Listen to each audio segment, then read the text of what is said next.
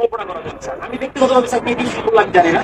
আমি ব্যক্তিগতভাবে স্যার টিচারদের স্যার আমি একটু প্রভাব হতেছিল, কথা বলতে পারি না এমন হয়েছে। আমার বাচ্চাকে আমি দেখতে পাই নাই স্যার। আমি এক প্রকার মানে লুকিয়ে আমি চলে গেছি, এরকম একটা পর্যায়ে গেছি স্যার। আমাদের এই এই যে অধপতন স্যার, বাহিনী হিসেবে যে পরিচয় দিব আমি পুলিশ, এই পরিচয় দিতে স্যার ভয় লাগে, লজ্জা লাগে স্যার। একটা বাহিনীর ফোর্স হয়ে যে আমি নিজে পরিচয় দিব, আমার নিজের লজ্জা লাগে। আমাদের আমি একটা ছোট উদাহরণ দিই স্যার, আমি আসার পর যতটুকু দেখছি, এই যে জাতীয় সংসদ নির্বাচন শেষ যে নির্বাচনটা হয়ে গেছে স্যার, এই নির্বাচনে একক একক যে নির্বাচনটা হয়ে গেছে, পুলিশকে ব্যবহার করি, পুলিশকে ব্যবহার করে যে নির্বাচনটা হয়ে গেছে, নির্বাচনে সারা বাংলাদেশে এককভাবে মামলা হচ্ছে স্যার। কিছু মামলা গায়েবী মামলা, যে মামলাগুলো ভিত্তি নাই, এই মামলাগুলো আমাদের কি দিয়ে করাইছে স্যার। সাধারণ জনগণ যারা আছে, বিএনপি যারা আছে, জামাত, যে কিছু জানেই না, তাদেরকে আমাদের গ্রেফতার করা লাগছে স্যার। জনগণের মধ্যে আমাদের যে শত্রুতা দৈরাত্ম সৃষ্টি হয়েছে স্যার, এই সাম্প্রতিক সময়ে একটা বিষয় থেকে আমি আমাদেরকে নির্দেশনা দিচ্ছে যে এলাকায় কোনো বিএনপি জামাত থাকতে পারবে না, এলাকায় কোনো অন্য হিন্দু ধর্মাবলম্বী কোনো কোনো কিছু থাকতে পারবে না।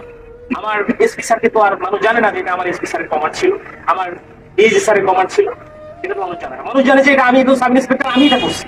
সন্তোষ নামে একজন সাব ইন্সপেক্টরকে মেরে ঝুলাই দিচ্ছে। লাগছিল কি, সাম্প্রতিক সময় যখন প্রথম আন্দোলন শুরু হলো স্যার, সেই আন্দোলনে একটা গাড়ি ভাঙচুর হয়, সেটা সরকারবাদী একটা মামলা হয়। সেই মামলার আয়ু ছিল যাকে সাইড লাইনের উপরে অনেক প্যাথেটিক একটা ঘটনা স্যার, আপনারা যে দেখছেন হয়তো স্যার, এখানে আপনাদের বিষয়টাও স্যার এখানে আসছে, আমরা সবাই এটা জানছি।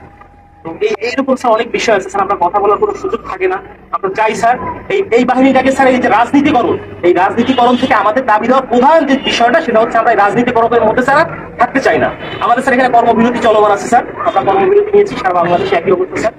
এখানেও স্যার আমরা যখন প্রথম এখানে আসছি, আমাদের ম্যাক্সিমাম সবাই স্যার সিভিল ছিল, ম্যাক্সিমাম সবাই সিভিল ছিলাম। জানি না আমার অফিসার ইনচার্জ আমাদের অফিস স্যার, স্যার আমাদেরকে সবাইকে মানে যেভাবে হোক না কেন, ফোর্সফুলি হোক না যেভাবে হোক, আমাদের আমি স্যার পোশাক করি। তার মানে স্যার এরা যে আমি চাকরি করবো না, আমি একটা এডুকেটেড পার্সন স্যার, আমি ফিজিক্সে মাস্টার্স করছি ঢাকা ইউনিভার্সিটিতে। আমিও স্যার এই যে ছাত্র আন্দোলন করছি, আমি বাট এই পুলিশের সাথে সে প্রত্যেকটা হত্যাকাণ্ডের স্যার বিচার হোক। ছাত্র 200 300 400 500 যা মারা গেছে, এটা বিচার হোক স্যার। আমরা চাই আমাদের যে সকল সিনিয়ররা স্যার কমান্ড করছে, যারা এগুলা করছে, তারা পার পেয়ে গেল কেন? তারা কিভাবে স্যার পার পেল? আমার এই প্রশ্নটা স্যার আমার থেকে যাচ্ছে, কেন যারা অন্যায় করলো, যারা আমাদেরকে মানুষের কাছে শত্রু হিসেবে দাঁড় করাই দিল, তারা কেন স্যার পালিয়ে গেল? তাদেরকে কেন কেউ আটকালো না স্যার? আমরা যারা এই পর্যায়ে থেকে গেছি, প্রত্যেকটা মানুষের সাথে মিশে গেছি, আমরাই স্যার বিপদগ্রস্ত, আমরা বিপদগ্রস্ত। কিন্তু স্যার দেখেন, বাংলাদেশে এখন পর্যন্ত কতজন পুলিশ মারা গেছে, এই মারার সংখ্যাটা কতজন মারা গেছে, এই সংখ্যা আমরা এক্স্যাক্টলি জানি না। একটা বাহিনী হিসেবে আমরা পরিচয় দিচ্ছি, বাট আমি জানি না যে আমার ফোর্স, আমার অফিসার রাস্তায় পড়ে আছে, কুকুরে লাশ খাচ্ছে স্যার। এই কথা দেখার মতো, বলার মতো কেউ নাই। আমরা আসছি স্যার যে আমরা একটা কার্যক্রম শুরু করবো, আপনারা এটা করেন ওইটা করেন, এটা না স্যার। আগে বুঝতে হবে স্যার আমাদের আমাদের জায়গাটা কোন জায়গায় স্যার, আমাদের চাহিদাটা কোন জায়গায় স্যার, এটা উপলব্ধি করতে হবে স্যার। আপনারা আসছেন স্যার, আপনারা এই ক্লান্তি লগ্নে স্যার বাংলাদেশ সেনাবাহিনী আপনারা বাংলাদেশের সাথে ওতপ্রোতভাবে জড়িয়ে আছেন স্যার। আমরা চেষ্টা করি স্যার। এখন আমার বন্ধু বান্ধব অনেকে আছে যারা আমাকে নিয়ে ঘৃণা করতো, আমাকে খোঁচা মারতো, কোপ করতো, তারাই বলতেছে যে না দোষ, চলে কাজ কর, শুরু কর। উপলব্ধি করতেছে স্যার, বাংলাদেশে সর্বপ্রথম স্বাধীনতার যুদ্ধে বাংলাদেশ পুলিশ রাজারবাগে যে প্রতিরোধ গড়ে তুলেছিল, এটা তো অস্বীকার করার কিছু না। সারা বাংলাদেশে পুলিশের অবদান স্যার, অনস্বীকার যে অবদান, এটা অস্বীকার করার কোনো সুযোগ নাই। কিন্তু এই যে দলীয়করণ, এই দলীয়করণটা স্যার আমরা চাই। দলীয়করণ, আমরা দলীয় কোনো করণের মধ্যে আমরা থাকতেই চাই না স্যার। আমাদের প্রধান পয়েন্ট হচ্ছে এইটা, আমরা চাই পুলিশ একটা নিরপেক্ষ স্বচ্ছ বাহিনী হোক।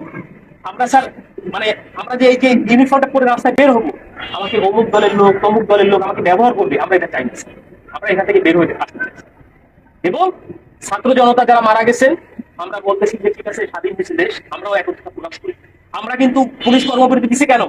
যে আমাদের পুলিশ মারা গেছে এটা না, আমরা চাচ্ছি যে সারা বাংলাদেশ যেভাবে সংস্কার হচ্ছে, আমাদের বাংলাদেশ পুলিশও ঠিক একই রকম ভাবে সংস্কৃত হয়ে একটা জনগণের পুলিশ হিসেবে আমরা প্রকৃত কাজ করতে হবে স্যার। এরকম ব্যবস্থা যদি হয়, আমরা স্যার রাস্তায় নামবো, আমরা মানুষের জন্য স্যার শপথ গ্রহণ করছি স্যার। অনেক চাকরি ছিল স্যার, করতে পারতাম স্যার, প্রাইমারি স্কুলে চাকরি করতে পারতাম, অন্য জায়গায় চাকরি করতে পারতাম, ব্যাংকে চাকরি করতে পারতাম। প্যাশনের কারণে স্যার এখানে আসছি স্যার।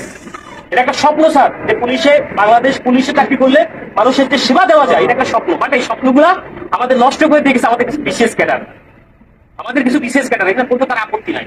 আমার স্ত্রী আজকে আমি লুকায়িত ছিলাম, আমার উপর শেষ ছিল, আমি জানি অনেক বন্ধু বান্ধব বলছে আপনি থেকে না। রাজনৈতিক মামলা আমার কাছে ছিল স্যার, যার জন্য অনেকে বলছে, অনেক শুভাকাঙ্ক্ষী ছিল, বিএনপি জামাতে, তারাও বলছে যে ঠিক আছে আপনি সেফই থাকে। আমি যখন আসছি, আজকে খুলনা থেকে আসছি, গোপনে আসছি, আমার স্যার সেভ করি না, রাস্তায় চেকিং হচ্ছে স্যার, পুলিশ কিনা স্যার, এরকম বাংলাদেশ স্যার আমরা চাই না।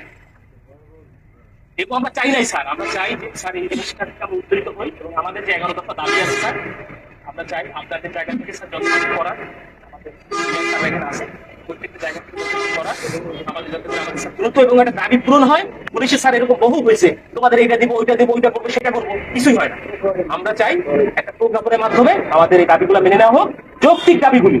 যদি মনে হয় যারা এখন বর্তমানে উপদেষ্টা পর্যায়ে আছে, অত্যন্ত বিচক্ষণ মানুষ, যদি মনে হয় যারা পুলিশের এই দাবির মধ্যে কোনো জায়গায় ব্যত্যয় আছে, সেটা সংস্কার করে যেটা মনে হয় যেখানে সংস্কার প্রয়োজন সংস্কার করে যতটুকু এটা মডিফাই করা যায় করে আমরা চাই একটা প্রজ্ঞাপন দিলে আমরা মেনে নিব যে হ্যাঁ আমাদের দাবিগুলো পূরণ হচ্ছে। কারণ আমরা দেখছি স্যার আমাদের টিএ বিল স্যার পাই না, আমরা বলবো কাকে এগুলা, আমরা বলবো কাকে আমরা স্যার টিএ বিল পাই না।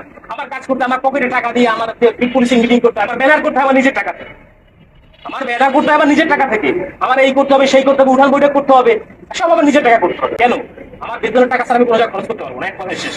সরকারের প্রতি কাজ করতেছি, সরকার আমার বেতন দিবে, আমি আমার পরিবারের পিছনে ব্যয় করবো, আমি কেন আমার নিজের টাকা দিয়ে আমি ব্যানার করে কেন কেন করতে যাবো? এটা জন্য আমার বাজেট থাকবে না? অবশ্যই বাজেট থাকতে হবে। আমার মাসে প্রথম 10 তারিখের মতো আমার টিএ বিল দিতে হবে। আপনাদের বাহিনীর সাথে দেয় কিনা আমি জানি না স্যার, এই সুবিধাগুলো কি আপনাদেরও কি এরকম শুধু কমিটমেন্ট করে কি স্যার আপনাদেরকে রেখে দেয় কিনা আমি আমার জানা নাই স্যার। যথেষ্ট মানে ওনাদের সাথে বললাম স্যার কিছু মনে করার দরকার, কারণ কষ্ট স্যার আমাদের মনে অনেক বড় কষ্ট স্যার। এখানে যারা আছে সবাই সবাই বলতেছে কথা বলতে হবে।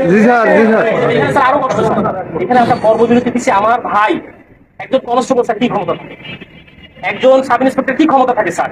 আমি তো স্যার মানে বোকার সঙ্গে বোকার মতো করে স্যার আমাকে নাঙ্গল আমার ঘরে চালাতে যেভাবে স্যার দিবে আমি সেভাবে চুষে আনি। এটা তো সাধারণ মানুষ বোঝে না। সাধারণ মানুষের সাথে আমাদের এই যে ফিল্ড পর্যায়ে যারা কাজ করে আমাদেরকে